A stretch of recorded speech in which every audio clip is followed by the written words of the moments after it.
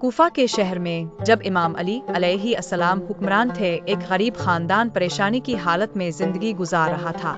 رات دیر ہو چکی تھی جب ماں کو احساس ہوا کہ بچوں کے کھانے کے لیے کچھ نہیں ہے۔ اپنے حالات سے پریشان ہو کر وہ اپنے پڑوسیوں کے پاس گئی، لیکن کوئی مدد نہ کر سکا کیونکہ ہر کوئی قلت کا شکار تھا۔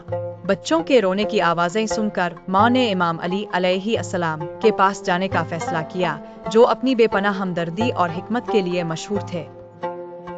آنکھوں میں آنسو لیے وہ ان کے گھر کے پاس گئیں، اپنی سنگین حالت بیان کی اور مدد طلب کی۔ امام علی علیہ السلام نے توجہ سے سنا، ان کا دل ہمدردی سے بھر گیا۔ بغیر کسی ہچکچاہٹ کے انہوں نے اپنے گھر میں موجود تھوڑا سا بچا ہوا کھانا لیا، چند کھجوریں، کچھ جو اور تھوڑا سا تیل۔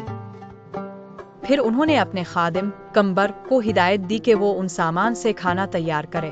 جب کمبر کھانا پکانے میں مصروف تھے، امام علی علیہ السلام گہرے دعا میں مشغول ہو گئے اور اللہ کی رحمت ان تمام لوگوں کے لیے طلب کی جو تکلیف میں مبتلا ہیں۔ اسی دوران دوسرے خاندان کے افراد بھی آہستہ آہستہ سے شامل ہو گئے اور اسلامی تعلیمات میں درج صدقہ و خیرات اور مہربانی کی اہمیت پر غور کرنے لگے۔ جب کھانا تیار ہو گیا تو اسے ایک سادہ ٹوکری میں بند کیا گیا۔ امام علی علیہ السلام نے یہ ٹوکری ماں کو دی اور اضافی ضروریات کے لیے اسے کچھ سکے بھی دیے۔ ان کے مہربان الفاظ اور سخاوت بھرے تحفے نے ماں کو تسلی دی۔ ان کی حقیقی شفقت سے مغلوب ہو کر ماں شکر گزاری کے ساتھ اپنے گھر واپس آئی۔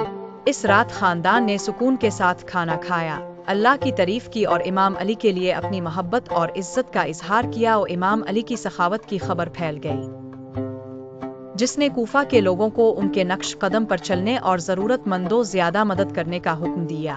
امام علی کی یہ کہانی اسلامی تعلیمات کے اس بنیادی اصول کی عکاسی کرتی ہے کہ انسانوں کے ساتھ رحم دلی کا مظاہرہ کرے۔